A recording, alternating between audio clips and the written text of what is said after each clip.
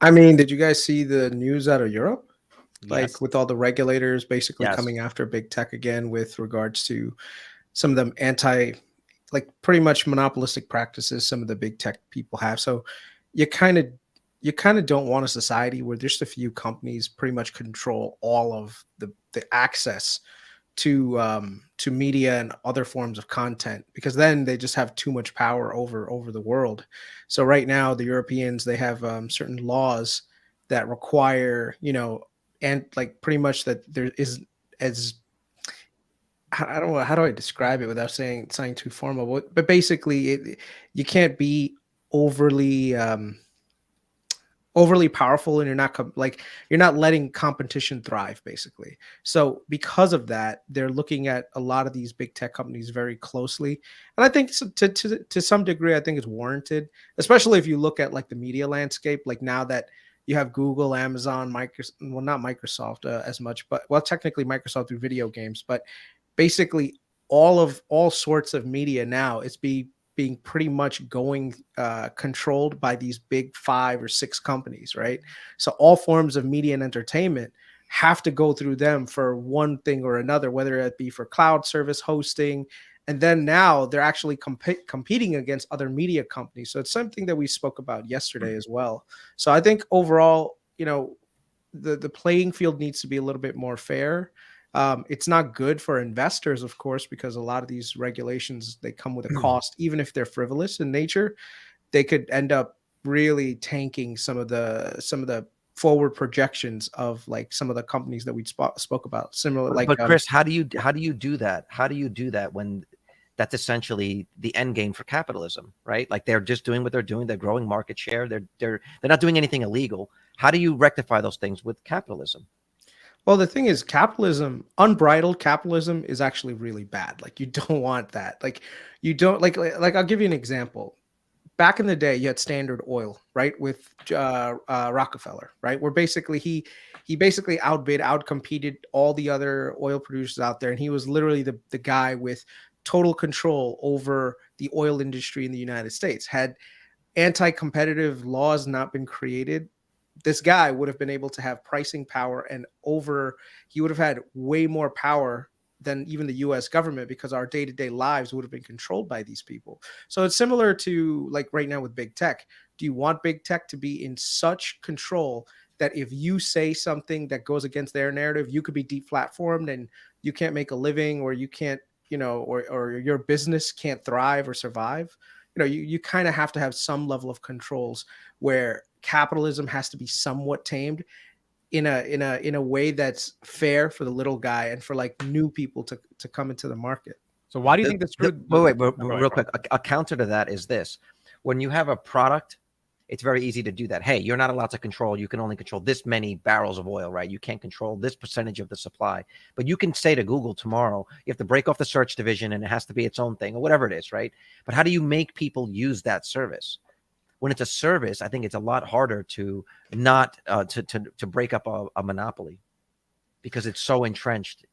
Well, you'd have to You know look what I'm at saying? the practices, not so much the actual thing itself, but like what kind of practices are these big tech companies adopting in order to get the market share that they have? Like, I get that sometimes you have a superior product, but how do you have a superior product? Like right now, Google has been a serial acquirer of companies, like smaller companies. They all buy up these smaller companies so that anyone trying to get into the market has basically been dominated. Like look at Meta right now. Meta's always been a serial acquirer of companies. So that's why a lot of these regulations are coming down on these big tech companies saying, look, you're so big, you're not allowed to buy smaller companies. You can't go So is that into what you do? You more. say, hey, Yeah. you can no longer acquire this companies within the same space that you compete with.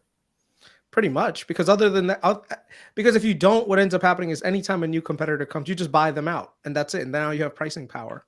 Well, okay, so there is an issue to this, and once again, I'm not a big VC guy, but the All In Pod talked about this. A lot of these smaller companies would die off if bigger companies weren't actually buying the talent, taking their code, whatever.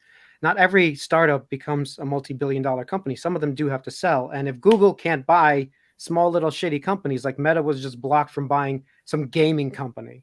Like, are you serious? They can't buy like $100 million gaming company? it becomes stupid at a certain point. It's one thing if Meta's like, I'm buying Unity, which everybody uses. I understand that. But if they're buying some little tiny companies, I don't know if the FTC or anybody should get involved in that. That shouldn't be a big deal. Well, I mean, smaller companies turn into medium-sized companies. Medium-sized companies turn into big companies. I know what you're No, saying. I understand. You know what? I understand that, but that's the point. That if you knock these guys out even before they have a chance to become a medium-sized company, that's something to be said too, right?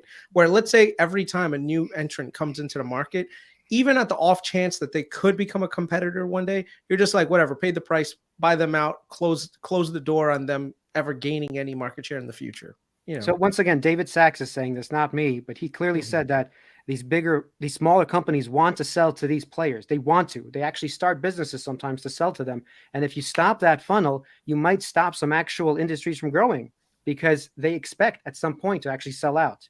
But companies, okay, but it can't be a blanket statement to stop all of them from selling. Like it just can't be. No, I agree. You can't make a blanket statement with that. But companies that are starting up for the sake of selling the business are more a product than they are a company. That's really what they're trying to do.